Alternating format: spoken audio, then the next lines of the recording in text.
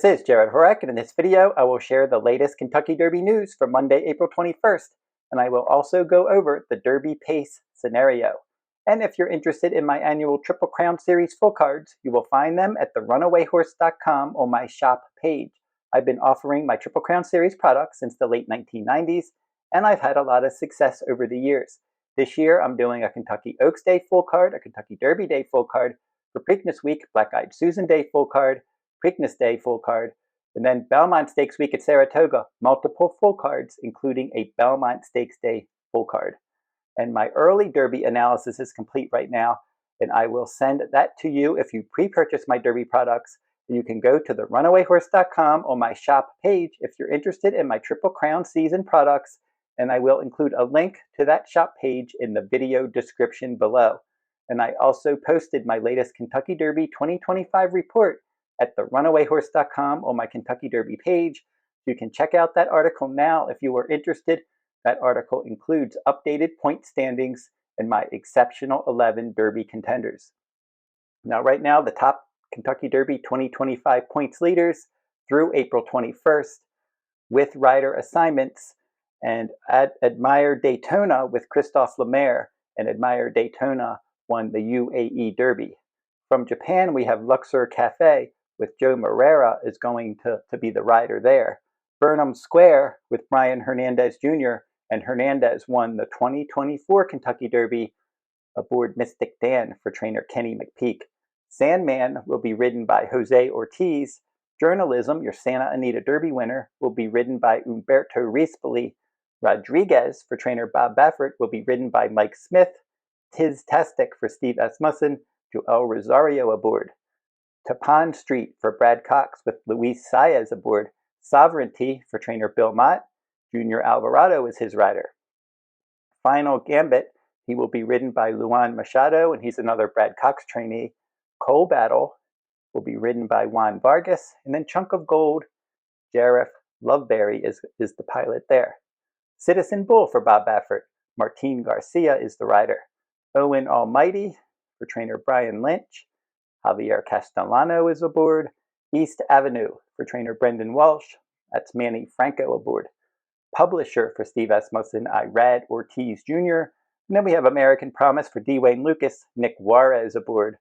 Flying Mohawk's rider is Joseph Ramos. Grande for Todd Pletcher will be ridden by John Velasquez. And then Built is the 20th horse, and he's not confirmed for the Kentucky Derby yet.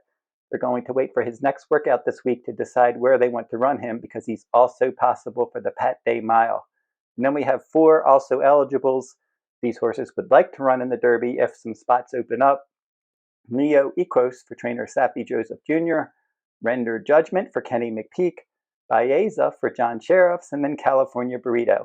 And if Baeza does get in the field, Flavian Pratt will ride that one. On April 20th, we had a couple workouts at Santa Anita Park.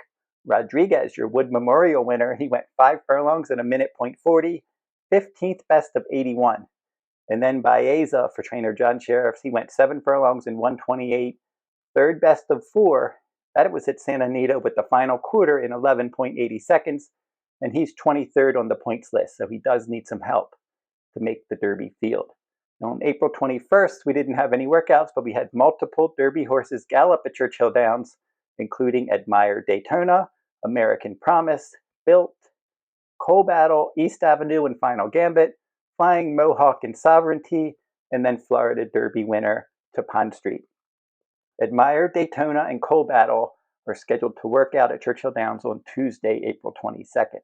Now we're going to look at the Derby pace scenario. The possible race shape here for the Derby, it looks like it could be a fast early, slow late event. We have up to 7 horses that like to do their running on the front end, including Admire Daytona. He won the UAE Derby on the front end. We have American Promise for trainer Dwayne Lucas, and he wired the field in the Virginia Derby. That was 1 mile and an eighth around one turn. And he did have a 7 furlong gate bullet in 125.20 seconds. And look at the fractions there. 22 flat, 45.80, 57.80, 111 flat. So that was a fast workout. He's already shown speed in his races, and that fast workout probably means he's going to be forwardly placed in the Derby. Citizen Bull, he wired the field in the Grade 1 American Pharaoh. Grade 1 Breeders' Cup Juvenile, Grade 3 Robert Lewis Stakes. And now they're taking blinkers off. He typically wears blinkers in his races. They're removing blinkers. He removed blinkers in his last workout, and he relaxed behind his workmate in that 6 furlong workout. And that was a bullet workout on April 18th at Santa Anita. And as I said, blinkers will be off for the Derby, so maybe they'll try to get him to relax a bit in the Kentucky Derby. East Avenue, he likes to set the pace. He set the pace in his maiden win. That was a sprint race. He wired the field in the Breeders' Futurity, and he set the pace in the Bluegrass that he missed by a nose. Owen Almighty, that one got out there, and he just stole the Tampa Bay Derby. That was a Grade 3. That was a mile and a 16th on the front end that day. He had the inside post, but the fractions were very slow for that race. And I'm not sure that he really wants to go a mile and a quarter, and he's probably not fast enough to make the lead in here, but he should be forwardly placed.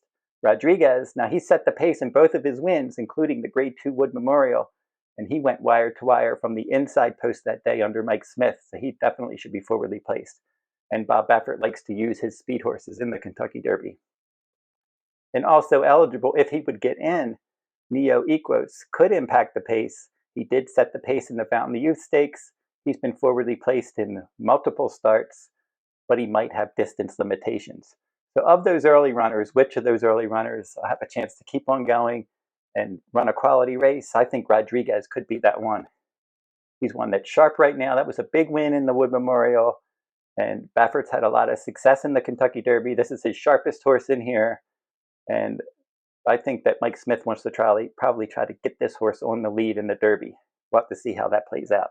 Now, behind the speed, we have some horses that I think they're going to have a decent shot, because if that pace is fast, these horses could get the jump on the closers. And the group that should be behind the speed, Baeza, if he gets in from the also eligible list, I can see him working out a good trip somewhere in mid-pack. He's going to need some defections to make the Derby field.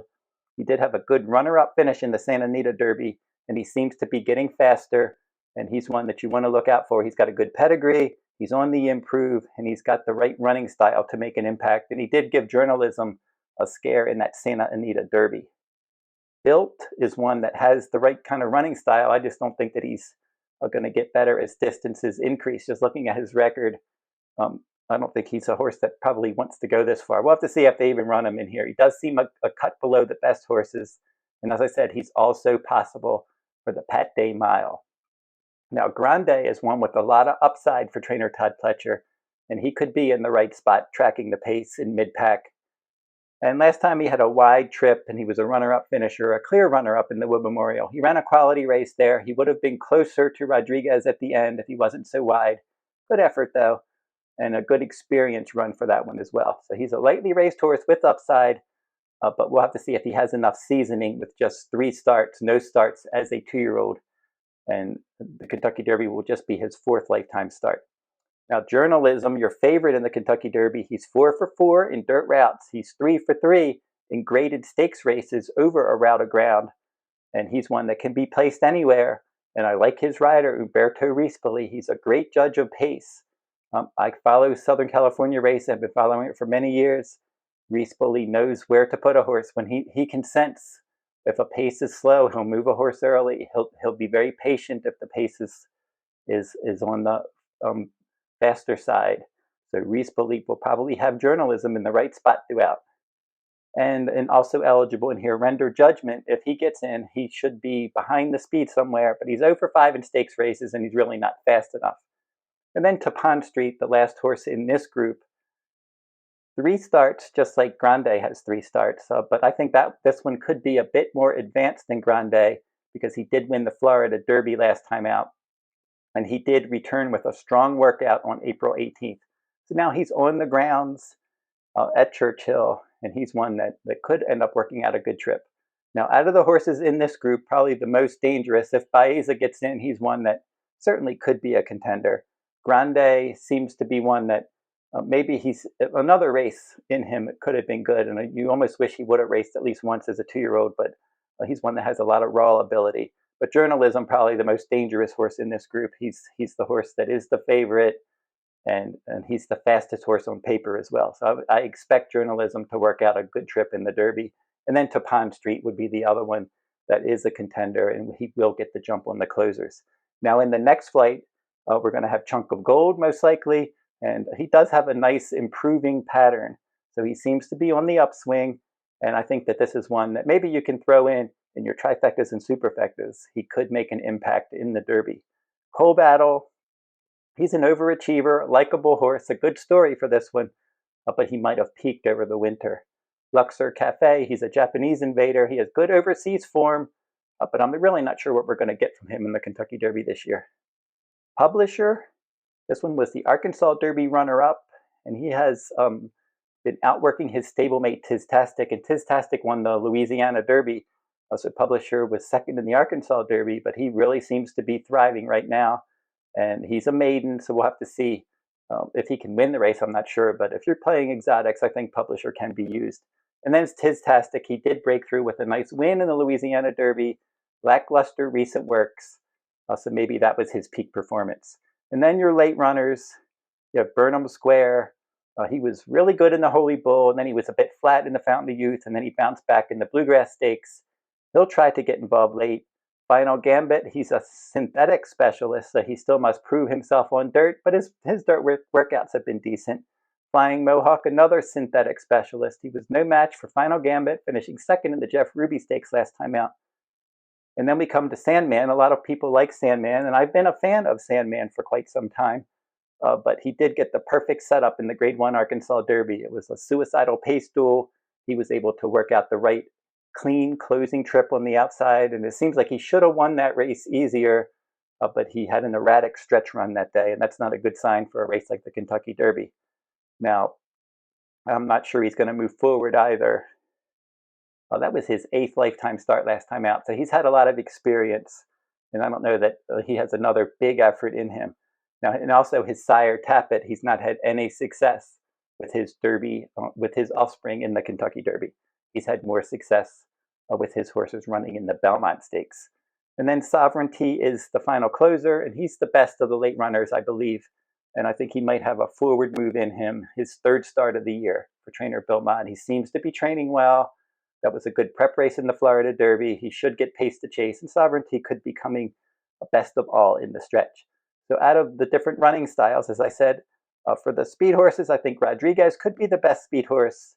Now the horses in that next flight, horses like Baeza, if he gets in, Grande, Journalism, probably the best in that group, and then Tappan Street, all of those horses will get a jump on the closers. And then the horses from the next flight that might have the best chance to at least impact the exotics could be Chunk of Gold and Publisher. And then the late runners, as I said, probably the best late runner is going to be Sovereignty. So that's my look at the pace scenario for the Kentucky Derby and the best runners in each of those groups, the early runners, the stalkers, the mid-pack runners, the late runners. And that'll do it for this video. And like, comment, and share these videos if you like them. Subscribe to my channel as well. It's free to subscribe. Keep checking my channel. I'm going to have a lot of Kentucky Derby content in the coming days as we get closer to the first Saturday in May. And until I see you next time, good luck at the races.